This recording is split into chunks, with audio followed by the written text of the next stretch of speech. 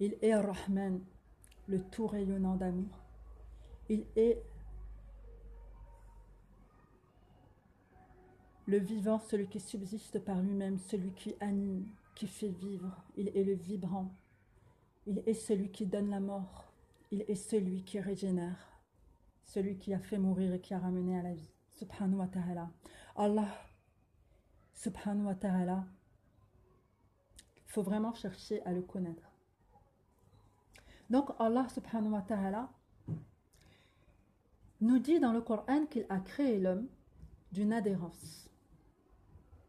Toujours en début d'une autre sourate, donc je ne dis pas le nom des sourates, et c'est fait exprès. Donc Allah nous dit dans le Coran qu'il a créé l'homme d'une adhérence. Toujours en début d'une autre sourate, il associe cette création à l'enseignement du Coran et au fait qu'il ait programmé l'homme à s'exprimer clairement, à s'exprimer avec justesse, à s'exprimer avec l'harmonie que l'expression humaine requiert. Donc ça, c'est très important. Alors, donc Allah, dans le Coran, il associe la révélation du Coran avec la création de l'homme, avec l'expression claire de son existence. Donc quand on parle, notre expression, elle exprime notre existence. Ça, c'est la base de la communication pour les êtres religieux. Ça doit être la base de la communication pour les êtres religieux. Après, les profanes, les laïcs, les athées, ils rejettent ça. Ils rejettent ça. Il y a une partie qui ignore et qui a toujours vécu dans cet état, mais ils rejettent ça. Donc, on parle pour les croyants. On parle pour les croyants. On parle pour les croyants. Pour nous, alhamdoulilah, nous sommes musulmans. Euh, pour nous, dans l'idéal, ce qui est idéal pour nous, ce qui nous apaise, ce qui nous met en harmonie, qui nous fait tellement de bien. Dans l'idéal, ça s'applique à tous. Mais Allah a fait en sorte qu'il y ait des gens qui ne croient pas. Et il a fait ça pour justement nous éprouver, nous, dans notre foi. Après, les gens qui ne croient pas, c'est des créatures d'Allah. Et Allah, subhanahu wa ta'ala, c'est à lui de les gérer. Il nous a appris à nous comment gérer nos relations avec les gens qui ne croient pas. À vous, votre religion, et à moi, ma religion. Je n'adore pas ce que vous adorez et vous n'êtes pas adorateur de ce que j'adore. Je n'adore pas ce que vous adorez et vous n'êtes pas adorateur de ce que j'adore. À vous, votre religion, à moi, ma religion. Tout simplement. Et par rapport au modèle de l'être humain, donc le modèle de l'être humain, pour nous, le modèle absolu, c'est l'adorateur. L'adorateur, il est en harmonie dans la vie, dans sa vie, envers les autres, avec les autres. Il gère, il administre. Il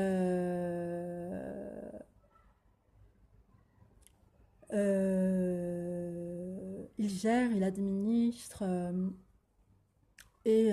Bien entendu, et c'est super important de le dire, dans la vie du musulman, sa gentillesse le mène à un devoir d'intelligence, à un devoir d'administration. Et ça, c'est tout le volet politique de la religiosité. Mais tant qu'on n'est pas des religieux accomplis, tant qu'on n'est pas des religieux intelligents, des religieux accomplis, c'est même pas la peine de chercher de chercher à toucher à la politique. Parce qu'on sera nul. On sera nul. On va toucher à une politique explosive.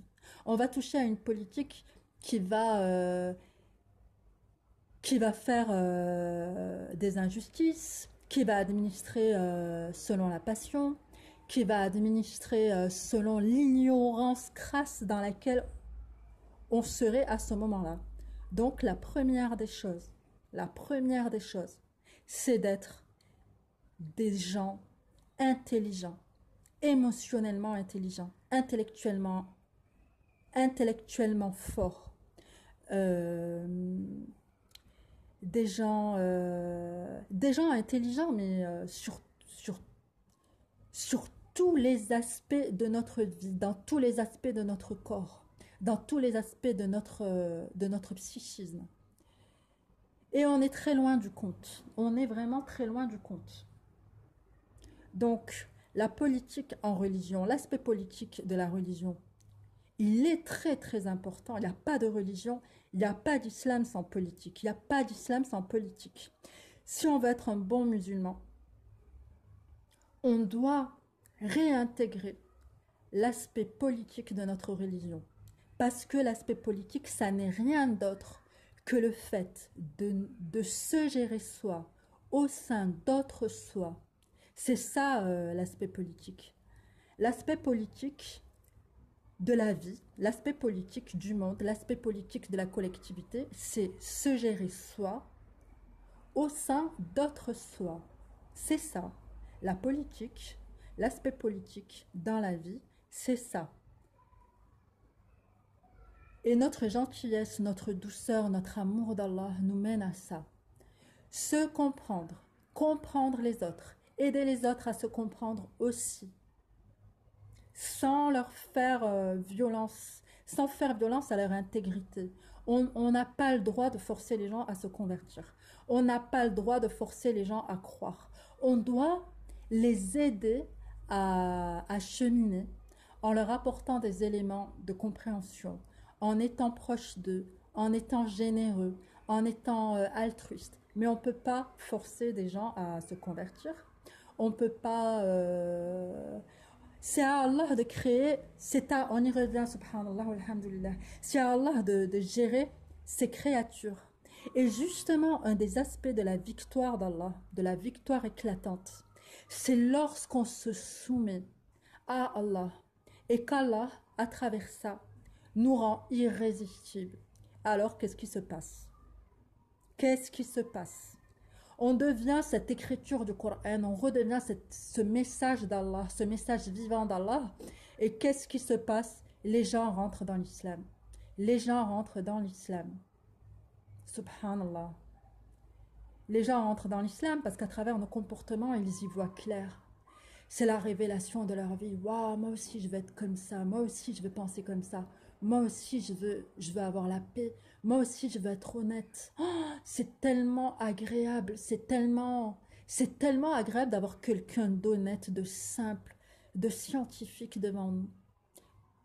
Et cette science, elle est autant quantique que spirituelle. Ça va ensemble. Ça va ensemble. Ça va ensemble. C'est tellement agréable. Subhanallah. Bref.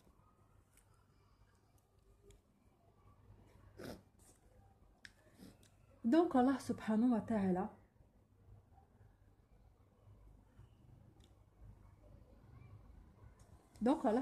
ta'ala a lié la création de l'homme à travers l'expression claire de son existence.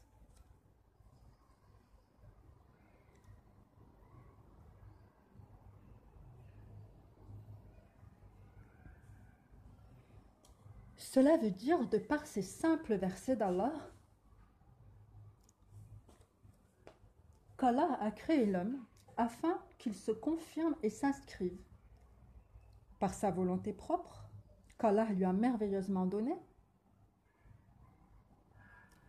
dans la volonté et le programme parfait d'Allah pour nous.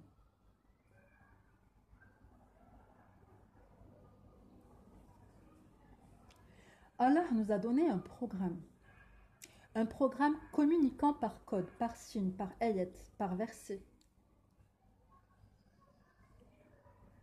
et par partie de versets, et par corpus de versets.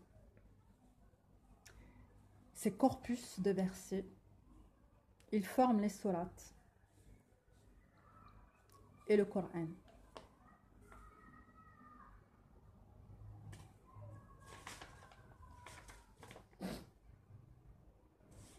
Dans ta vie, si tu n'adhères pas au Coran, que tu ne fonctionnes pas selon les versets bénis d'Allah, tu es une feuille volante, une feuille égarée ou rebelle, sortie de son livre, qui va s'abîmer. Si au contraire, tu comprends ton mode d'emploi, tu vas l'utiliser pour ce en quoi tu dois l'utiliser.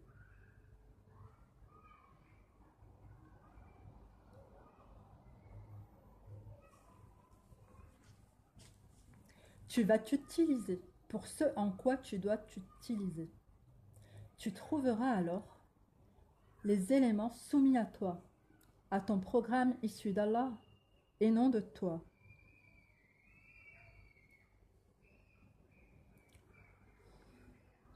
Tout va te servir et te porter. Les croyants vont donner suite à tes actions, à tes stimulus qui déclencheront le divin programme en eux également. L'adoration des croyants répond à l'adoration des croyants, qui répond à l'appel d'Allah. Ton adoration, ta vie, est une communication. C'est un stimulus qui cherche à s'apaiser en Allah, à atteindre son but, à atteindre l'agrément d'Allah. Allah te regarde. Allah évoque son regard sur nous dans le Coran.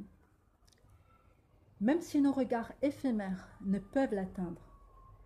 Nos regards éphémères ne peuvent l'atteindre, mais Allah atteint nos regards, nos affects et nos entendements purifiés par ses signes.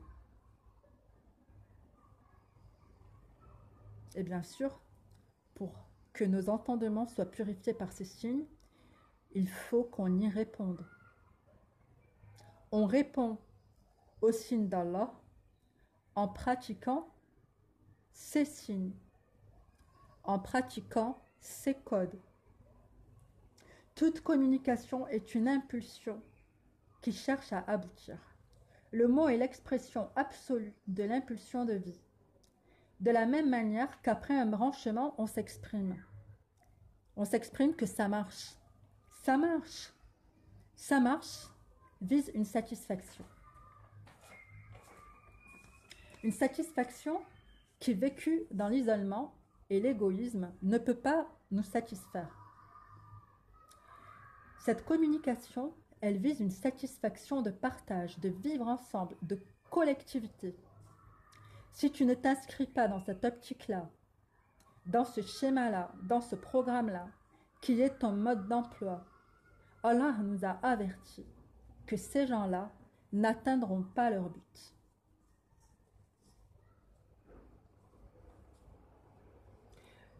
Donc, qu'Allah nous rende satisfaits de lui, de son programme pour nous. C'est un programme divin, une communication d'amour avec Allah et envers ses créatures. Une communication d'amour avec Allah qui nous dit « Viens dans ma miséricorde infinie ». C'est pas fini et elle ne finit pas.